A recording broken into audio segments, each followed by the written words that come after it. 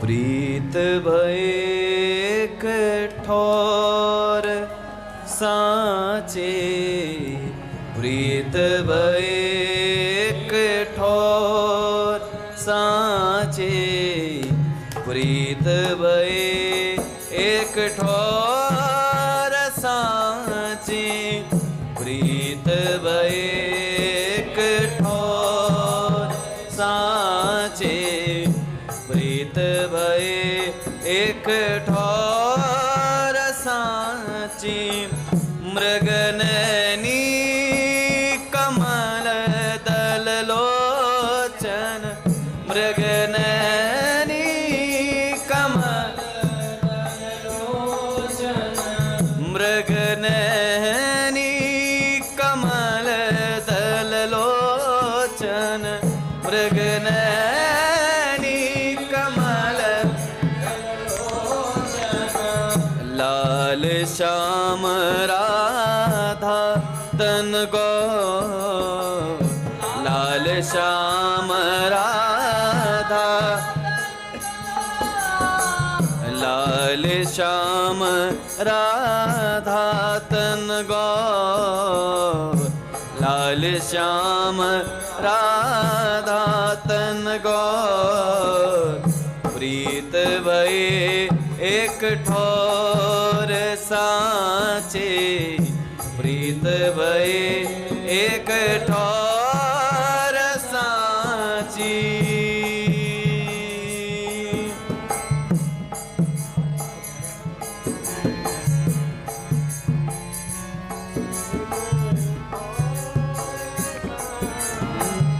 इत सिर सोहत पाट के डोरे, इत सिर सोहत पाट के डोरे, इत सिर सोहत पाट के डोरे, इत सिर सोहत पाट के डोरे, हरे सिर रुचिर चंद्र का मोरे, हरे सिर रुचिर चंद्र का मोरे, यह रसिक नीव रसिक शिरोमणि, यह रसिक नीव यह रसिक नीव रसिक शिरोमणि, यह रसिक नीव रसिक शिरोमणि, यह ग्वालिनी में माखन चो, यह ग्वालिनी में माखन चो, प्रीत भये एक ठोर साचे, प्रीत भये एक ठोर साचे।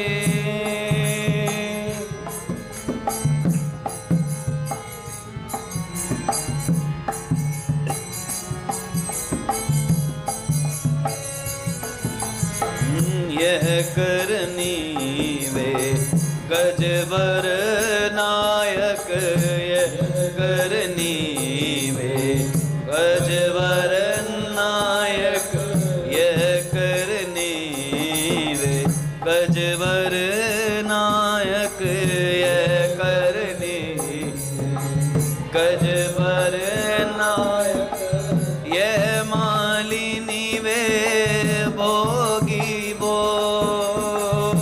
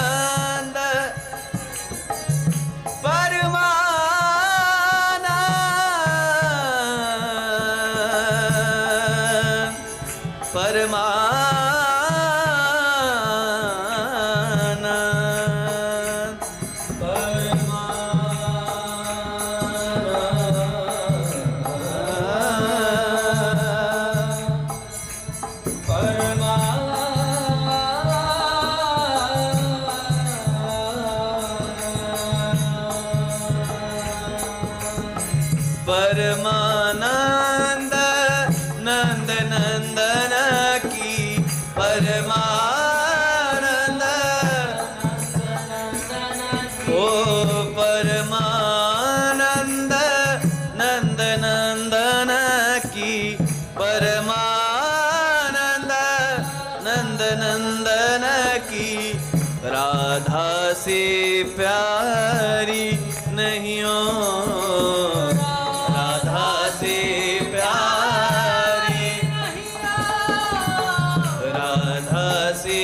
प्यारी नहीं हो राधा से प्यारी नहीं हो राधा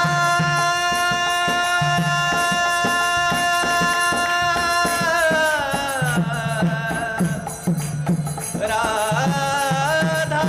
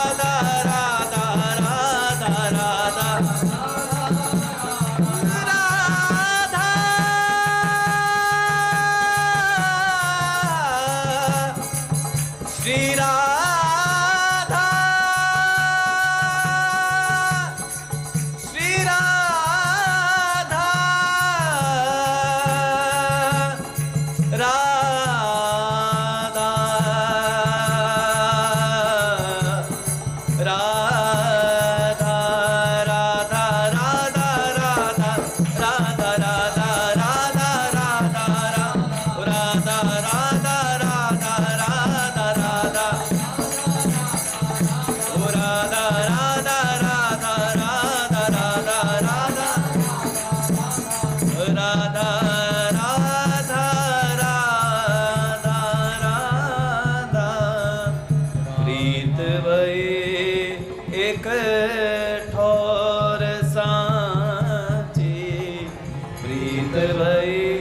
एक ठोर सांची मृगनैनी कमल दल लोचन लाल श्याम राधा तन गो लाल श्याम राधा तन गो प्रीत भई एक ठोर सांची।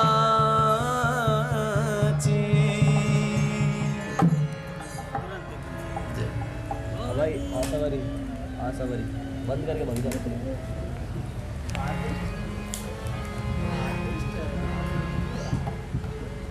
मारी में बंद कर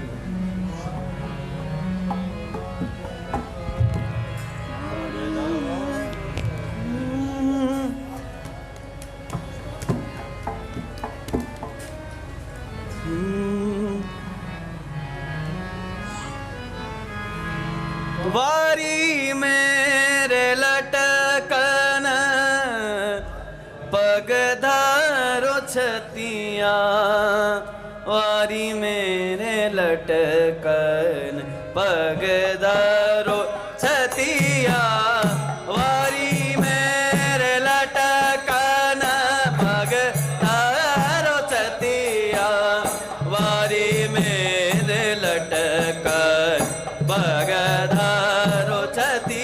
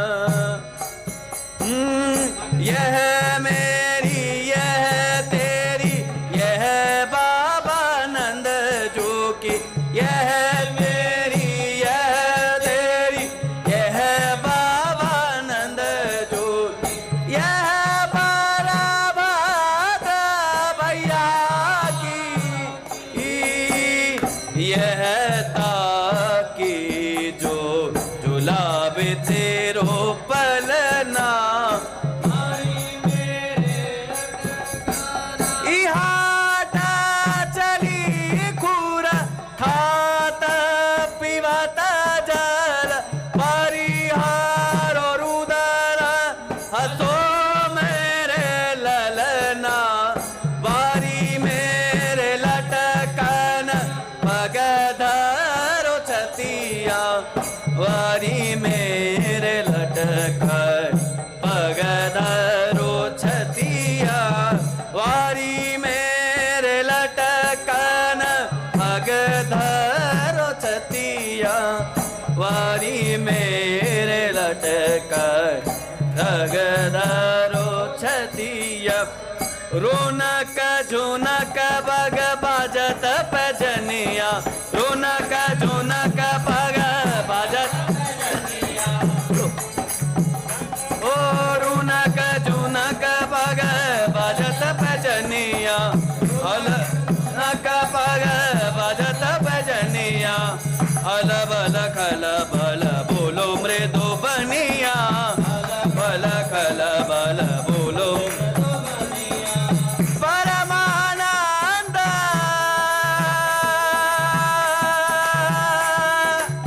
परमानंद प्रभु त्रिभुवन मोहन परमानंद प्रभु त्रिभुवन जाए झूलावे बाबा नंद झुकीरनिया वारी मेरे लटकन पगधरो छतिया वारी मेरे लटकन पगधरो छती वारी मेरे लटकन पगधरो छतिया वारी मेरे लटकन पगधरो छतिया परमानंद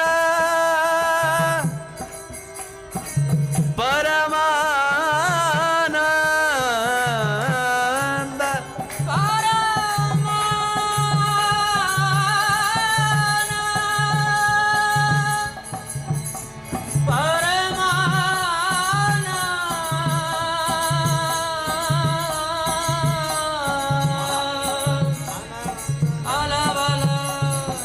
परमानंद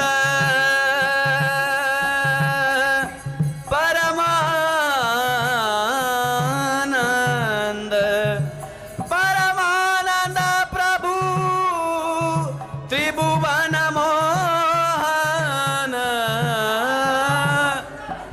जाए झूलावे बाबा नंद झुकीरनिया वारी मेरे लटकन पगधरो छतिया वारी मेरे लटकन पगधरो छतिया वारी मेरे लटकन पगधरो छतिया वारी मेरे लटकन पगधरो छतिया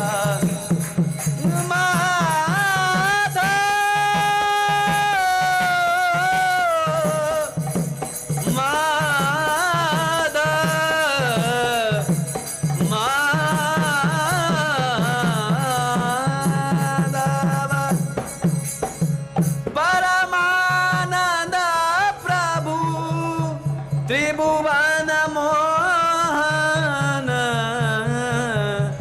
जाए झूलावे बाबा नंद झुकीरनिया वारी मेरे लटकन पगधरो छतिया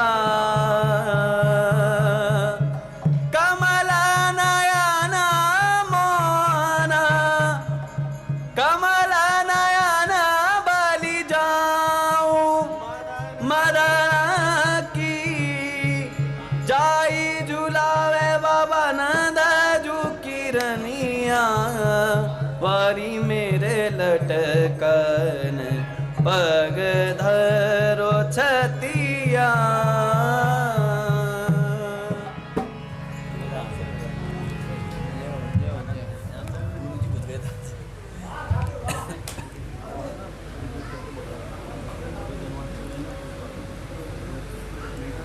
बोली राधा माधव सरकार की जय। पूज्य श्री भाई जी महाराज की जय। पूज्य श्री राधा बाबा की जय। पूज्य मैया की जय। अपने प्यारे भैया की जय। पूज्य दादा की जय।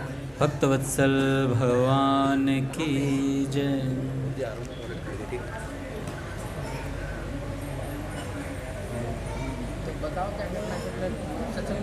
हरि बोल। बड़े सौभाग्य का क्षण है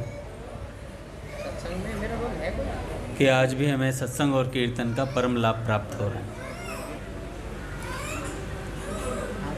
पूज्य बाबा की एक पुस्तक जिसका नाम है सत्संग सुधा। पूज्य भैया ने कहा ये हर साधक को पढ़नी चाहिए। भगवद विश्वास उत्पन्न होता है इस पुस्तक से। भगवान की कृपा पर विश्वास उत्पन्न होता है। सत्संग सुधा ये पूज्य बाबा की लिखी हुई है और गीता प्रेस से प्रकाशित भी है। तो इसका पहला लेख पढ़ते हैं हम। नित्य पढ़ेंगे इसे थोड़ा थोड़ा करके। तो पूज्य भाई जी ने क्या कहा। भाई जी कहते हैं इस पुस्तक में प्रकाशित लेख हमारे एक अति निकटस्थ ऐसे साधु के द्वारा बड़े आग्रह करने पर लिखे गए हैं जो अपना नाम प्रकट नहीं करना चाहते। लेखों में भगवान के विश्वास की बड़ी महत्वपूर्ण बातें हैं। इनसे पाठकों को विशेष लाभ उठाना चाहिए। ये एक साधु कौन है? पूज्य श्री राधा बाबा, जिन्होंने ये पुस्तक लिखी है। पहला लेख है प्रार्थना। बाबा कहते हैं जिस समय हमारे चारों तरफ विपत्ति के बादल मंडराने लगते हैं, अंधकार छा जाता है जीवन में, कोई साथी नहीं रहता, पथ दिखाने वाला भी कोई नहीं होता, उस समय यदि हमारे अंदर थोड़ी भी आस्तिकता रहती है। पट खुलेंगे महाराज। श्री राम जय राम जय जय राम।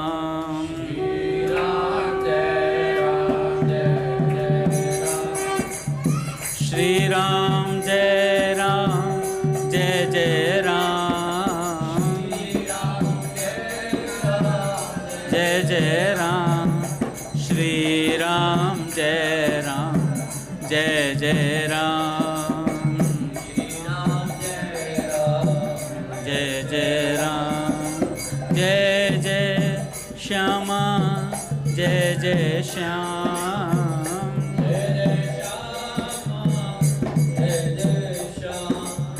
जय जय श्री वृंदावन धाम।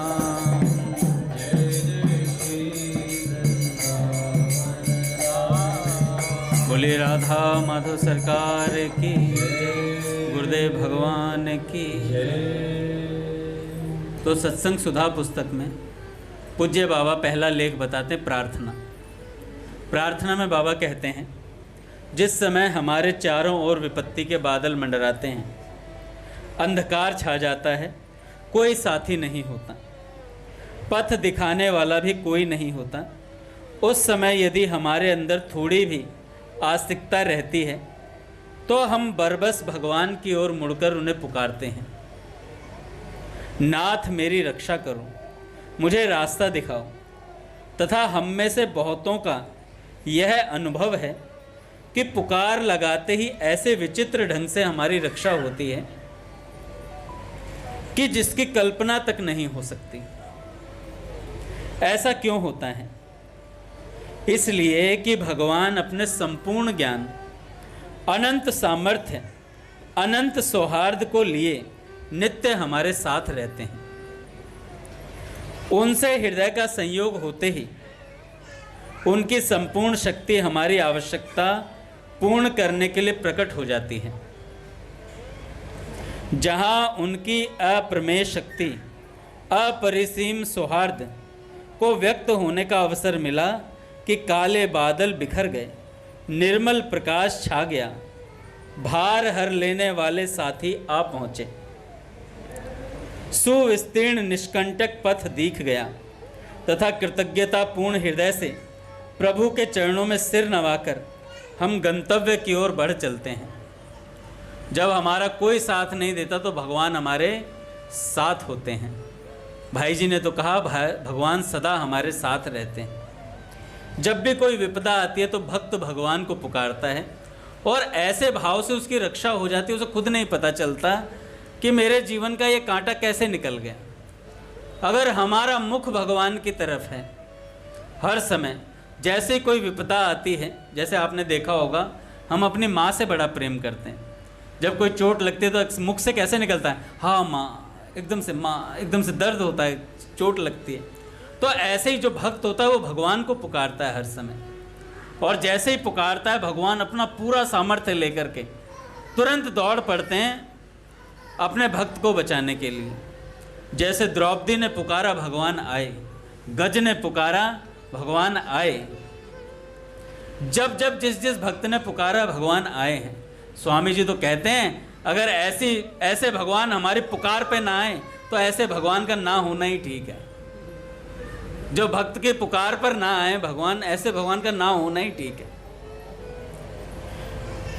देखो, किंतु प्रभु से हमारे हृदय का संयोग स्थायी नहीं हो पाता।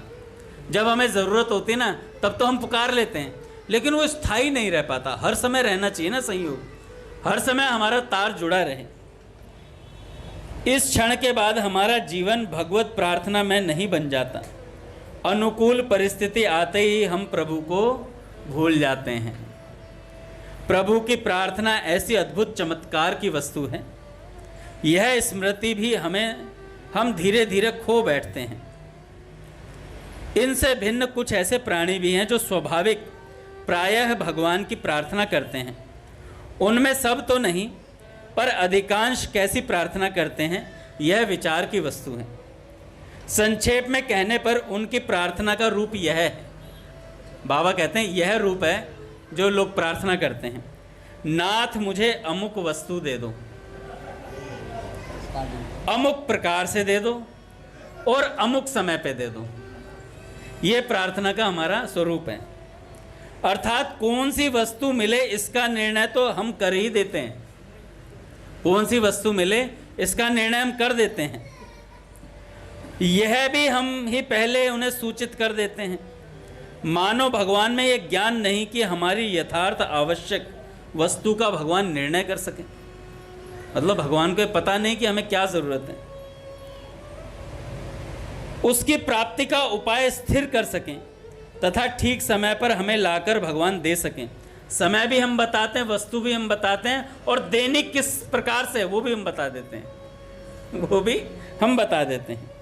होना तो यह चाहिए कि हम प्रार्थना करें, नाथ तुम्हारी जो इच्छा हो वह मुझे दो, जिस प्रकार से देना चाहो उस प्रकार से ही दो, और जब देना चाहो तभी दो। जब देना चाहो तभी दो। अच्छा, होता तो वही है जो भगवान चाहते हैं, होता तो वही है जो भगवान चाहते हैं। लेकिन क्या होता है ना, हम प्रार्थना करते कच्ची पक्की प्रार्थना करते करते वो समय आ जाता है जब भगवान को वो वस्तु देनी होती है। वो वस्तु समय ही आ जाता है, वो वस्तु देनी होती है। और जैसे समय आता, अच्छा बड़ा निकृष्ट है व्यक्ति, उसके प्रार्थना पर भगवान आए, भगवान ने उसे वो वस्तु दे दी, उसके बाद वो भूल भी जाता है। थोड़े समय बाद वो भूल जाता है कि भगवान ने ऐसा चमत्कार करा था मेरे जीवन में और मेरे को ये वस्तु दी थी। वो भूल जाता है, उसका विस्मरण हो जाता है। क्यों? वो लगातार तार नहीं बनता उसका। अनुकूलता में भूल जाता है, प्रतिकूलता में याद आती, भगवान कहता है अरे मेरे लाल। फिर भी भगवान कहते कोई बात नहीं, आ तो मेरे पास रहा, मोर दास का ही नर आशा। मेरा दास होके नर की आशा नहीं करेगा। तो बाबा कहते हैं आगे, नाथ तुम्हारी जो इच्छा हो वह मुझे दो, जिस प्रकार से देना चाहो उस प्रकार से ही दो, तथा जब देना चाहो तभी दो, क्योंकि उनके समान या उनसे बढ़कर सर्वज्ञ और सर्वथा जानकर कोई नहीं है। कोई है भगवान से बड़ा जानकार, या भगवान से बड़ा निर्णय लेने वाला, या भगवान से बड़ी सोच रखने वाला कोई व्यक्ति नहीं है।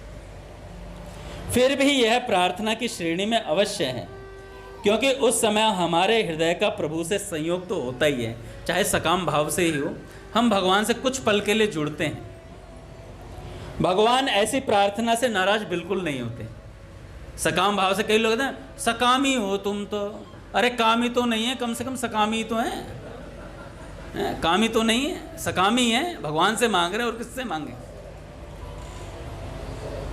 वे तो कभी भी किसी पर किसी कारण से नाराज होते ही नहीं, ये भगवान का स्वभाव है।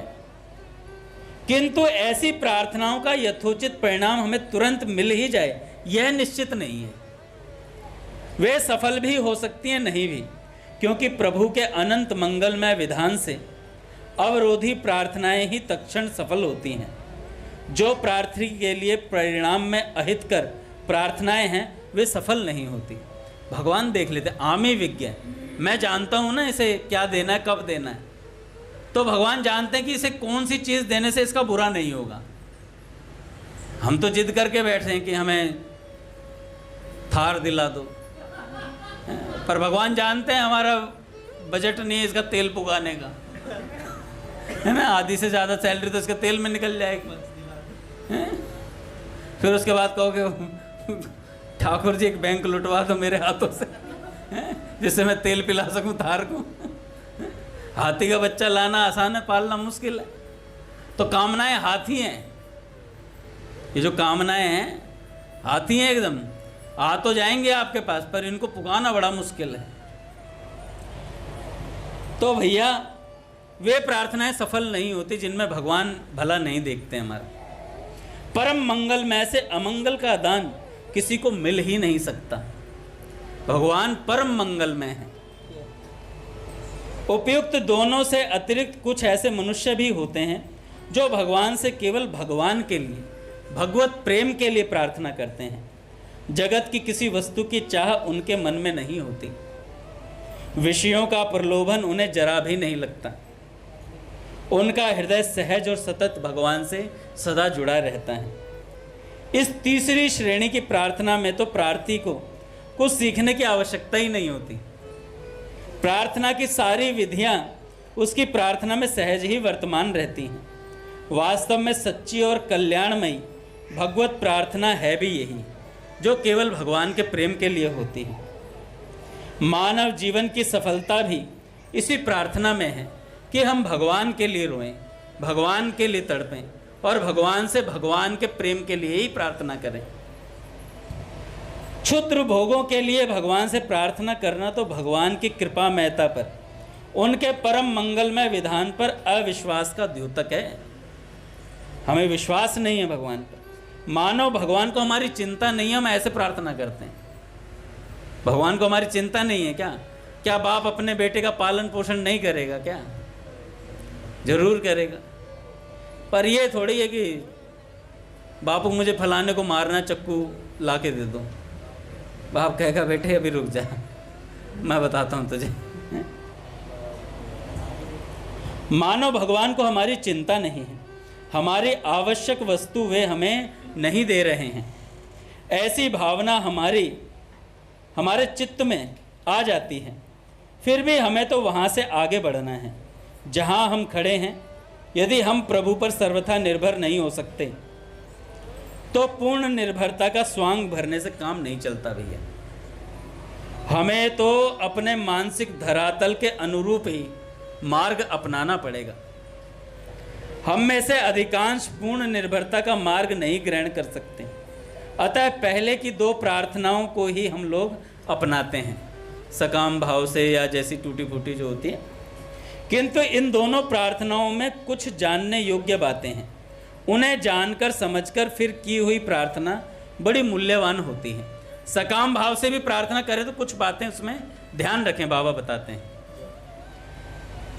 वह प्रार्थना जीवन को नीचे स्तर से उठाकर भगवान के दिव्य आलोक में पहुंचा देती है। भाई जी कहते हैं मैंने साधना सकाम भाव से शुरू करी और मैं निष्कामता के उच्चतम स्तर को पा गया। भाई जी अपने सकाम भाव से साधना शुरू करी थी और निष्कामता की प्राप्ति हो गई भैया। तो बाबा कहते हैं पहला क्या ध्यान रखना है भगवान से जब प्रार्थना करें। भगवान से हम जिस वस्तु के लिए प्रार्थना करते हैं उस वस्तु की तीव्र चाह हमारे मन में हो। यदि उस वस्तु के बिना भी हमारा काम किसी चीज से चल जाता हुआ दिखता हो तो समझना चाहिए कि उस वस्तु की तीव्र चाह हमारे मन में नहीं है। दूसरा बाबा कहते हैं, उस वस्तु को पाना ही यह दृढ़ निश्चय होना चाहिए आपका। यदि वस्तु की प्राप्ति में रह रहकर उत्साह शिथिल पड़ जाता हो तो मानना चाहिए कि निश्चय अभी दृढ़ नहीं हुआ है। तीसरा बाबा कहते हैं, पूर्ण धैर्य रखें। प्रार्थना आरंभ करने के बाद फल प्रकट होने तक अधीरता की छाया भी मन को न छू पाए।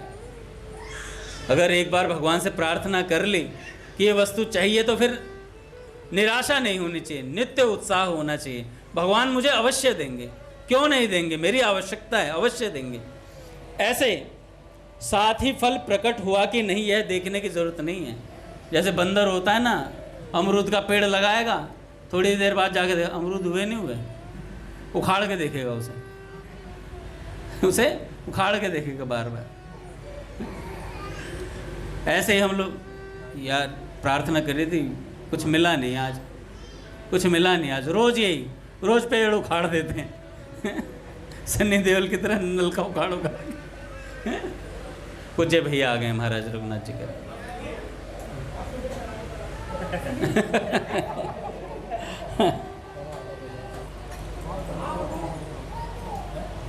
प्रार्थना का तार न टूटे। बाबा कहते हैं प्रार्थना का तार न टूटे, फल प्रकट होने तक यथासाध्य अनवरत अविराम पूर्ण तत्परता के साथ प्रार्थना साधक की चलती रहे। प्रार्थना साधक की चलती रहे। आगे इस विषय में हम कल सुनेंगे हैं आगे इस विषय में हम कल सुनेंगे। कल हमारे एक संत का चरित्र चल रहा था, मदन टेर वाले अंधे बाबा जी का। भगवान उनके सामने प्रकट होते हैं, श्री जी और ठाकुर जी आते हैं, और पहले ठाकुर जी जाते हैं हंसाने के लिए, पर बाबा हंसते नहीं। बाबा कहते हैं जा अपने को गाय चरा ले यहाँ से जाके। फिर श्री जी आती हैं, श्री आती हैं, कहते श्री जी कहती हैं बाबा तो बहू के मारे रो रो है तो बाबा कहते हैं ना लाली, हमारे तो बहू ही ना है। अच्छा बहू नहीं है या मारे रो रहा है? कह रहा नहीं नहीं लाली तू समझे ना है, लाली तू ना जाने ब्रज को छलिया को जाको भजन करतो मैं बूढ़ो है गयो। एक झलक नाई दिखाई, और तो और लाली क्या कहूँ, वाके संग लाली राधा भी निष्ठुर रह गई है। अब इतनी बात बोली तो श्री जी ने तत्काल बोला लपक करके, बाबा हम निष्ठुर? तो बाबा ने ना ना लाली तेरी बात ना करा, मैं तो राधा रानी की बात कर रहा हूँ। तो श्री जी कहते हैं अच्छा। दूसरे ही क्षण अपने को छिपाते हुए श्री जी बोले बाबा मेरो नाम भी राधा ही है, तो तू बता तू कहाँ चाहे, तू बता बाबा। चाहूँ कहाँ हूँ, मेरे जीवन की संध्या में एक झलक दिखाई जाते बस मेरा जीवन धन्य हो जाता। तो लाली कहती है बाबा तू बड़ो भोरो है, तो ये सूझे तो है ना है, देखो वो कैसे हैं, कैसे देखेगा। लाली भोरी तो तू है, जाने ना जा समय वे अपने कर कमलन ते स्पर्श करेंगे, आंखन में ज्योति आ जाएगी। ये जब अपने कर कमलों से स्पर्श करेंगे नेत्रों में ज्योति आ जाएगी और मुझे दिखाई देने लगेगा। 40 वर्ष रोते रोते अंधे हो गए थे प्रभु के प्रेम में। भोरी लाली से और नहीं रहा गया श्री जी से। उसने अपने कर कमल से बाबा की एक आंख स्पर्श कर दी और एक आंख ठाकुर जी ने स्पर्श कर दी, और स्पर्श करते ही बाबा की आंखों में ज्योति आ गई और सामने प्रिय प्रियतम सरकार को देखकर बाबा रुदन करने लगे और रोते रोते मूर्छित हो गए। मूर्छित अवस्था में वे रात भर वहीं पड़े रहे। प्रातःकाल वृंदावन परिक्रमा को निकले। कुछ लोगों ने उन्हें पहचान लिया। वे उसी अवस्था में मदन मोहन के मंदिर ले गए। मंदिर के गोस्वामी समझ गए कि उनके ऊपर ठाकुर जी की कोई विशेष कृपा हो गई है उन्होंने उन्हें घेर कर सबके साथ कीर्तन प्रारंभ किया। कीर्तन ध्वनि के कान में पहुंचते ही उन्हें धीरे धीरे चेतना हो आई। तब गोस्वामी जी उन्हें एकांत में ले गए। उन्हें यथोचित सेवा करने के बाद जब उन्होंने उनसे मूर्छा का कारण पूछा तो उन्होंने सच सच बात बतला दी। बाबा ने जिस वस्तु की कामना की थी वह उसे मिल गई थी बाबा को। फिर भी उनका रोना बंद ना हुआ। रोना तो पहले से और भी ज़्यादा बढ़ गया। पहले जितना रोते थे और बढ़ गया, क्योंकि जिन प्रियतम श्री कृष्ण के दर्शन करना चाहते थे वे मिलकर के चले गए। जब तक नहीं मिले तो साधक ये सोच लेता यार अभी मिले नहीं, रोता रहे रोता रहे रोता रहे। पर आके चले जाएं तो विरह दुगना हो जाता है, विरह दुगना हो जाता है। रोना तो पहले से भी और बढ़ गया। राधा कृष्ण के मिलकर बिछुड़ जाने का दुख उनके न मिलने के दुख से भी अधिक असहनीय था। इस दुख में रोते रोते वे कुछ दिन बाद ही अपने जड़ देह को त्याग कर प्रिया प्रियतम की लीला में समाहित हो गए। अगले संत हैं काम्य वन के छोटे बाबा। काम्य वन के छोटे बाबा। हम काम्य वन के श्री जय कृष्णदास बाबा के चरित्र के प्रसंग में एक छोटे बाबा का कुछ वर्णन किया था। वो उनके शिष्य थे। जय कृष्णदास बाबा कौन थे? जिन्हें पानी पिलाया था ठाकुर जी ने। कृष्ण बलराम आए थे, नहीं हाँ, ठाकुर जी को पानी पिलाया था। पूज्य दादा को प्रणाम। तो ये थे काम्य वन के छोटे बाबा। बहुत छोटी अवस्था में घर त्याग कर उन्होंने जय कृष्णदास बाबा के अनुगत्य में रहकर भजन करना शुरू किया। उन्होंने रागानुगा भजन सिखाने के उद्देश्य से उन्हें नवद्वीप जाकर अपनी गुरु प्रणाली लाने को कहा था। जय कृष्णदास बाबा ने गुरु प्रणाली के लिए भेजा था, पर छोटे बाबा बड़ा प्रेम करते थे उनसे, जा ही नहीं सके। और क्या हुआ, मन ही मन प्रार्थना करते हुए जा रहे थे कि ट्रेन छूट जाए, जो ट्रेन नवद्वीप जाती वो ट्रेन छूट जाए। और जैसे ही जाते गए तो बाबा रात को सो गए। जय कृष्णदास बाबा, उन्हें रात में राधा रानी ने डांटा। दादा प्रणाम। उन्हें राधा रानी ने डांटा कि तुमने उसे प्रणाली के लिए भेज दिया लाने के लिए, और जो गुरु प्रणाली तुम्हारे तकिए के नीचे पड़ी है, ले लो उसे। और वो छोटे बाबा थे, उनकी ट्रेन छूट गई, उनकी ट्रेन छूट गई थी। छोटे बाबा उनकी आज्ञा पालन कर हाथरस स्टेशन तक तो गए थे, पर ब्रज छोड़ते हुए उनके प्राण छटपटा रहे थे। वे मन ही मन वृंदावन देवी से प्रार्थना कर रहे थे कि गाड़ी पर बैठने के पहले ही उनके प्राण निकल जाएं। वृंदा देवी की कृपा से हाथरस स्टेशन पहुंचने के पूर्व गाड़ी छूट गई थी उनकी, और उन्हें काम्य वन लौट जाना पड़ा।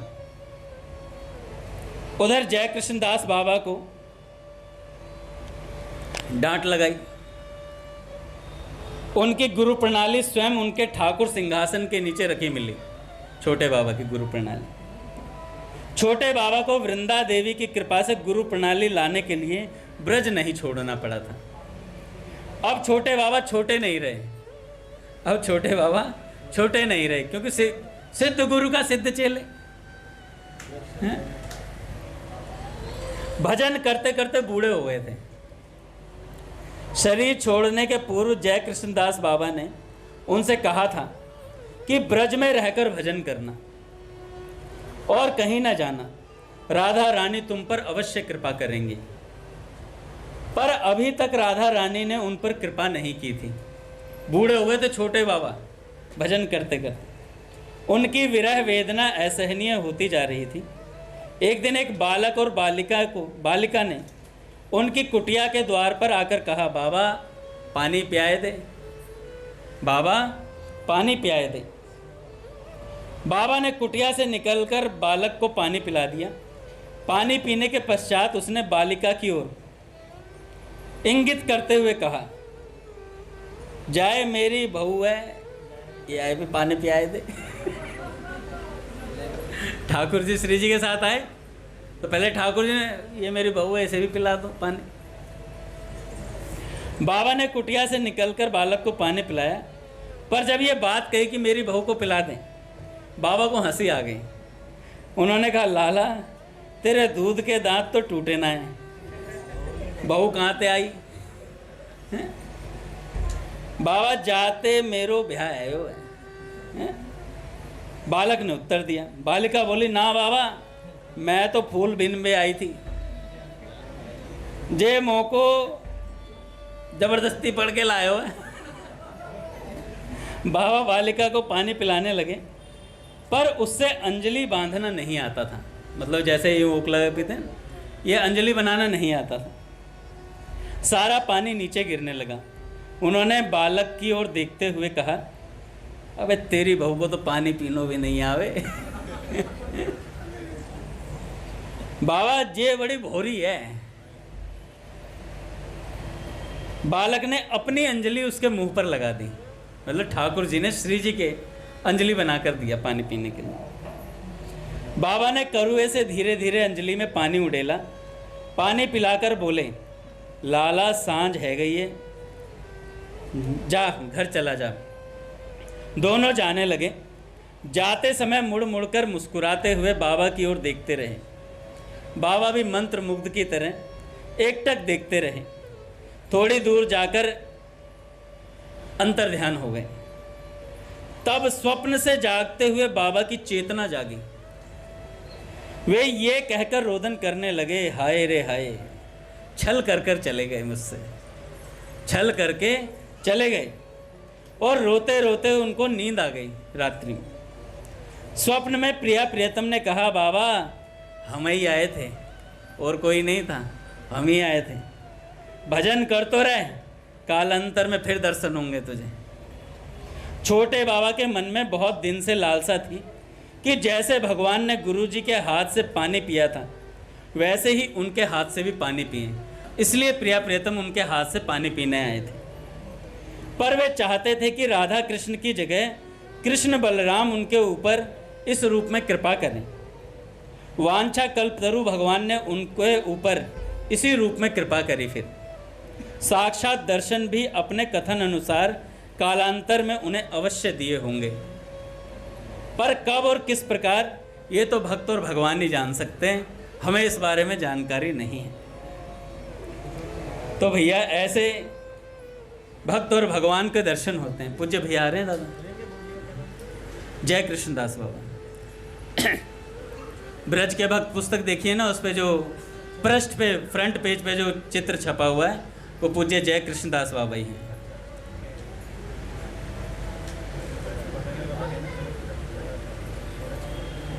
आज संत भगवान कह रहे थे कि सत्संग से जीवन सुधरता है, ऐसा हमने प्रायः देखा है। पर कई लोगों का बहुत सत्संग सुनने पर भी नहीं सुधरता है, बहुत समय लग जाता है सुधरने पर, क्योंकि उनके प्रारब्ध कर्म ऐसे होते हैं और मानस पटल ऐसा होता है कि उस पर बहुत कीचड़ जमा होता है, तो उसे उतारने में बहुत समय लगता है। कई बार तो साधक निराश होकर के, सेठ जी की एक पुस्तक पढ़ रहा हूँ मैं आजकल, ध्यान अवस्था में प्रभु से वार्तालाप, बड़ा सुंदर पुस्तक है।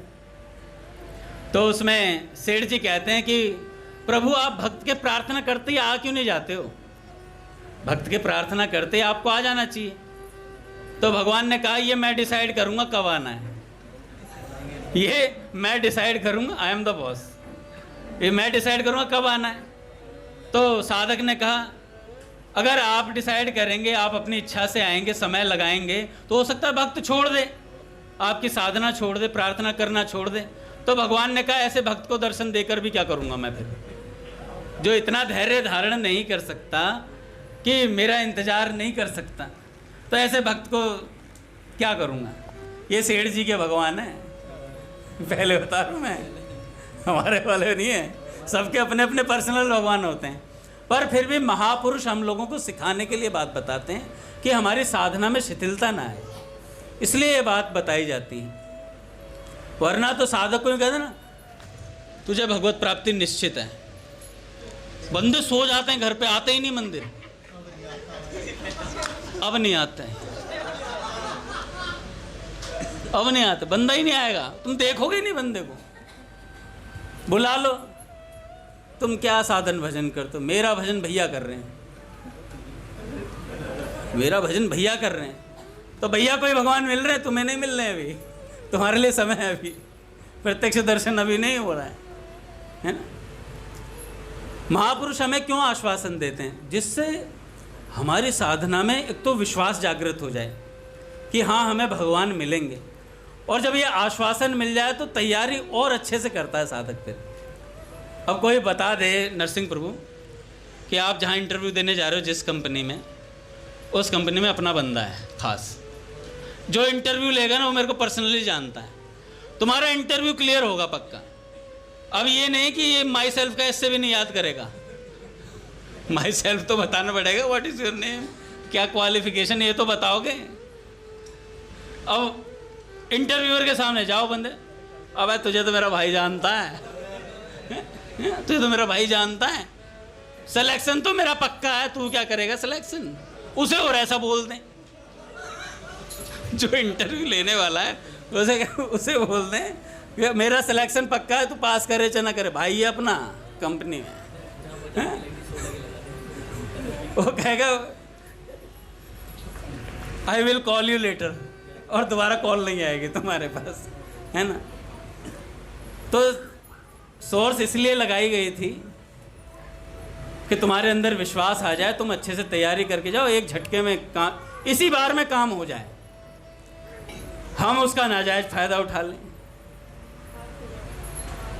कि अवसर आया थारे हाथा में, यो जा रहा बाता बाता में, तू भजले श्री गोपाल रे मन बावरे, तू भजले श्री गोपाल रे मन बावरे, मूसड़ पड़सी थारे माथा में, पाप कर्म थारे खाता में, तन देसी नरक में डाल रे, देसी नरक में जहाँ सुनवाई नहीं होती, पिटोगे।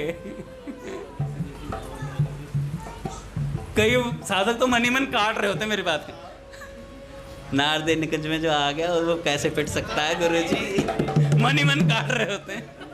सच बता रहा हूं मैं, सच बता रहा हूं, मन ही मन काट रहे होते हैं अंदर अंदर बात। जो नारदे निकुंज में आ गए, अच्छा सच बताओ ऐसों का बहुत बुरा हाल होता है, वो घसीट घसीट के भगवान मिलते हैं उन्हें, चप्पल घिस जाती है उनकी।